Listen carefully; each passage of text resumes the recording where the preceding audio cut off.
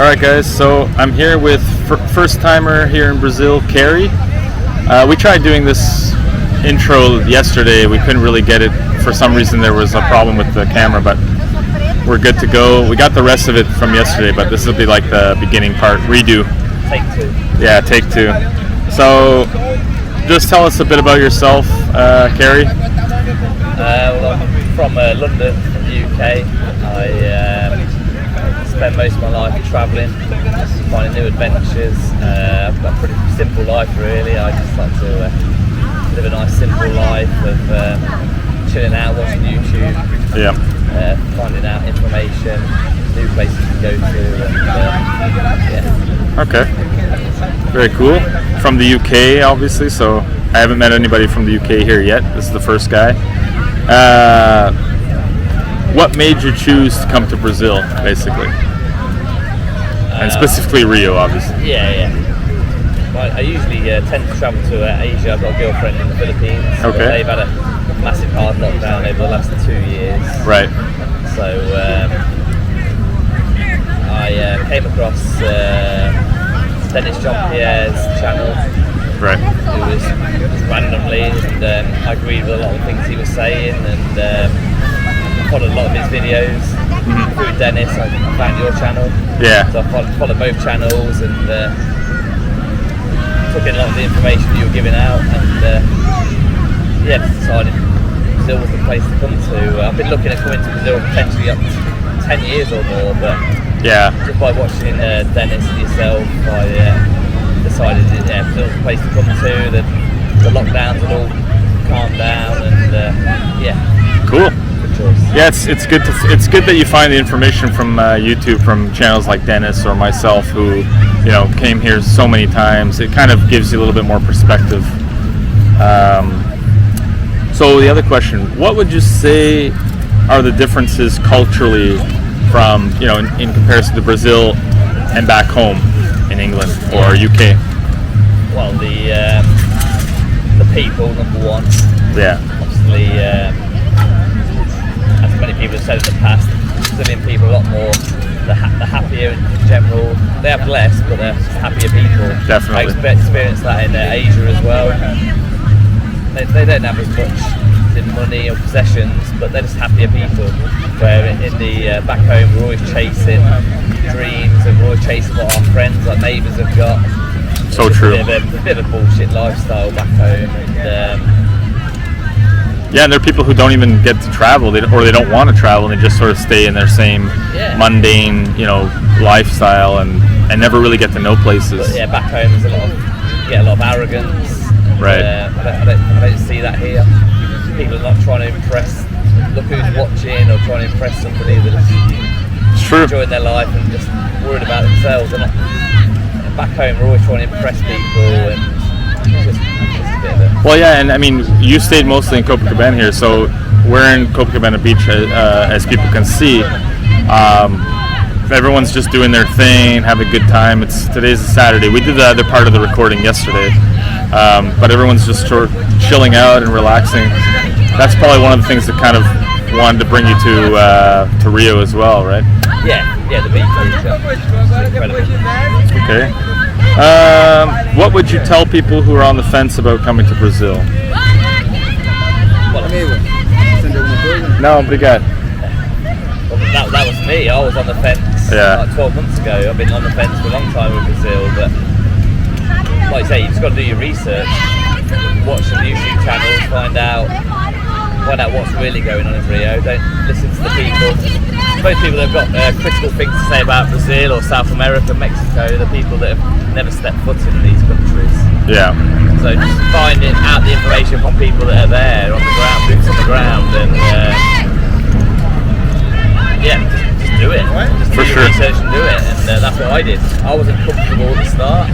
My family would rather me not have come, but Okay. It's been the right decision. And other question, what would you say? How would you've traveled all over the place around the world? How would you compare Brazil to those other countries? Obviously, you've been to many European countries and whatnot. Yeah, I've done a lot of Europe, Asia. Brazil seems a bit more genuine. Uh-huh. Like Copacabana is one of the most famous beaches in the world, but they're not. It's really innocent here. Like nobody's trying to cash in, make a book. They've not monetized the beach sort of thing, and character. This area has a lot of character. Yeah, it's just totally genuine. Like normally, like places like Miami and beaches in the south of France and stuff. It's all about just making money. If you can come to Copacabana Beach and spend very little and have a great day out. That's true. That's true. It's just a nice, genuine experience. And the money goes a long way. It's no bullshit. It's it is what you want it to be. And the money, whether you're coming from US, Canada, UK, the money goes a lot further, when you come here. Oh yeah, super great value. Yeah. So you never worry about the bill. No. So you need to make sure that you're not being taken advantage of as a gringo. But, True. You rarely run up a big bill. Great. It's in a restaurant, in a bar, on the beach. I've never had the issue of that. So, what would be one of your other really favorite things about being here in Rio? I love the beach culture. But the beach culture is sort of unrivaled. I don't think anywhere in the world can compete with Rio. I've visited 4, 5, 6 beaches, and the atmosphere is just incredible. People, especially Friday, Saturday, Sunday, they'll flock from all over Rio on the trains, buses.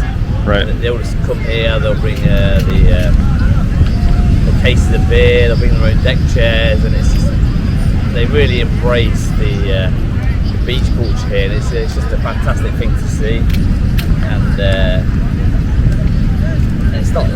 it's not superficial like you'll see in other places, like maybe in Miami, where in other parts of Europe they'll charge high prices for deck chairs, high prices for drinks, cocktails on the beach. Everything's just pretty natural, and it just feels right. And for me, it's the number one thing about Rio. The other thing is about the beach chairs and the umbrella. No, but again. And sorry, we got it. There's a gringo price and there's a Brazilian price for the chairs and the umbrella. Have you found that there's always been different prices? Yeah, I try and let them know in broken English that I'll be a repeat customer. Give me a good price and I'll be there again tomorrow. Very important. So it's up to them. If you charge me a stupid price and I won't be back tomorrow. Charge me a good price, I will be back tomorrow. And obviously, if you're with yourself, then you can negotiate a good price. And occasionally, your girlfriend's been here and she's negotiated a perfect if you have a local price. If you have a Brazilian friend or a girlfriend or something that's local, try and get them to go ahead of you. I'll hang back 20 meters and they'll negotiate the good price. Very important tip. I don't mind paying 10-20% more, but I don't want them to take advantage fully, and I'll spend lots on drink and food. And that's what I will say for someone who's visiting like yourself on holiday or vacation. You don't mind paying a little bit extra because you know the realities of living in Rio for these people, for locals. Just like a few minutes ago, we had the cheese, and I don't know if this is kind of a scam or if it really is a reality. No one ever has change here, so you basically gave them a 50 when it was supposed to be only 20 reais. So, but whatever. What are you gonna do? He's hustling. He's making a living. And we're very privileged to be in this position. So he's spending 8-9 hours a day trying to sell cheese. And exactly. Football, and I'm more than happy to pay. And he was super friendly. So whatever. Boa tarde. No, ainda não. Valeu. I don't know what he just said, but he was asking for the cans. They're not empty yet. Beach culture. So have you tried playing any of the sports that they do here, like beach, futebol, or... Really. Nah. I'll be probably quite regretful about that. Like, I'd love to get involved in the keepy-uppies, the beach volley, and just hang back and just collect the balls to the people. Yeah. Maybe next time I'll get more involved, because it's just a monster part of the culture here. And I huge part. Got involved in that. Cool. So Yeah, so character is definitely one of those things a lot of people don't talk about. it's got a lot of that here. It's got problems. It has things like that. I'm sure you've encountered some of those, but for the most part, you felt pretty safe. You know, but because we were talking about how to convince people who are on the fence about coming, what they should do. You know. Yeah, like you say, you've got to do your research. Basically, that's what I did to feel at ease by watching yourself and Dennis's channel. It just made me feel like I know what I'm coming for and what I'm coming to, and you put us at ease, you say things as they are, and but I like the edgy side. I want to be out of my comfort zone. I'm fed up of going to destinations in Europe and other places where I just feel at home. Like, that's not what travel's all about for me. I want to come somewhere and feel. Did you have any issue with not being able to speak the language for communication, like trying to order stuff, or? Not massively. Like, I travel a lot. I actually love the language barrier. Okay. I know people say it's super important to learn language, and I agree. But communicating and chatting to the locals, but for me, I love the language barrier. Right. These days, travel all around the world, Europe, everybody speaks English. And it's great, but it's, for me, travel is all about difficulties and you don't like meeting other British here, right? Other English. No, that's what I mean. That's why Brazil's fantastic. I've not met one other British person. I've travelled to the other side of the world to be surrounded by Brazilians. There's a couple of Americans here, a couple of Europeans, but a couple of Americans at MABS. Yeah, basically. And, that's why I travel. I don't travel to be surrounded by my fellow citizens. Right. Like, I just want to be surrounded by the locals, and I want to live and breathe the place I'm in. Good. So, for sure.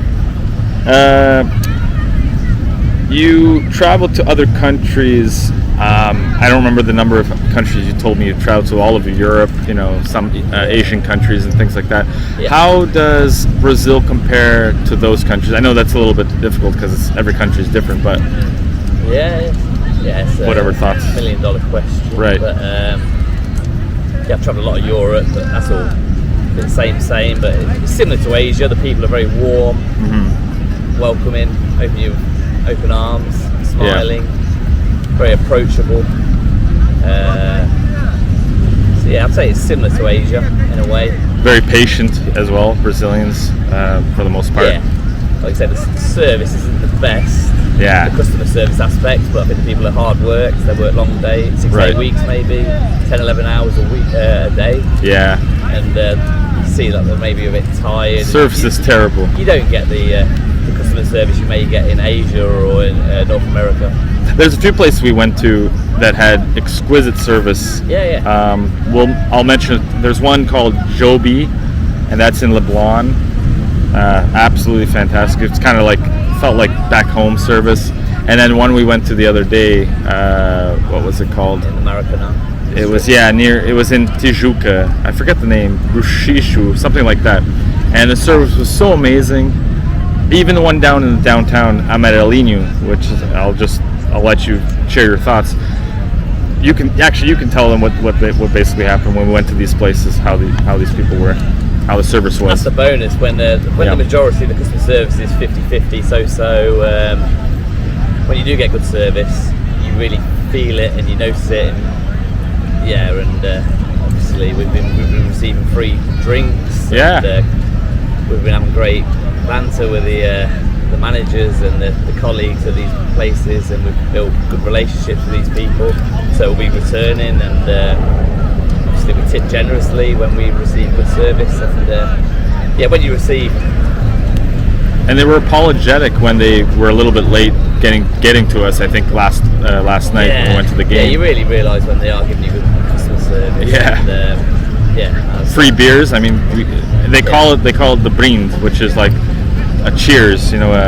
We've had that on 2 or 3 occasions. Where we receive free drinks after the meal.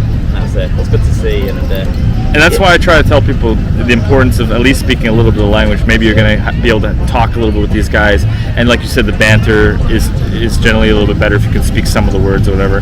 Yeah, I've tried to learn like 10, 12 words for my first journey, just to be polite, say thank you, good morning. Right. Just the basics. Obviously, if I come again, I'll try and learn a bit more, because just general courtesy, and it helps you out. Yeah, if you're coming here, I mentioned a lot of times how learning the language is important, but if you're coming here for 1, 2, 3 weeks, it's not like on the top of the list. It's not going to impede on your trip. You're not going to not enjoy the trip because of that. I say to people, if you're staying here, 6 months to beyond, then it's very important that you try to pick up some language. language. Be a repeat traveller to the same destination. Yeah, it's important, but I've been to Japan, I've been other places around the world where language barrier. There's a massive language barrier, and that's a charm for me. I love the language barrier. That's like, it's a bit more flirtatious, and you end up point, a smile. Yeah. You have more fun. I actually really enjoy the language. It becomes barrier, entertaining. But you need to learn at least half a dozen words just to be polite, just to get by, to the basics. But you have a good relationship with people when you're trying to communicate and negotiate. For sure, and they appreciate it. Yeah. For sure. Anything you want to tell people about your experience in Brazil? Anything that we haven't mentioned so far that you would say is important to know? Just got to be switched on, not overly switched on, but be 100% always aware of your surroundings. Every time you're walking anywhere, always be. They know. Just always be aware of your surroundings all the time. Not overly, but just enough to. Just to be like it can be exhausting if you're here for a long period of time. You're just always on guard, kind of thing, because stuff happens and you got to be careful. But obviously, you haven't felt that. Oh no! I've had a couple of minor issues, but very minor. Yeah. And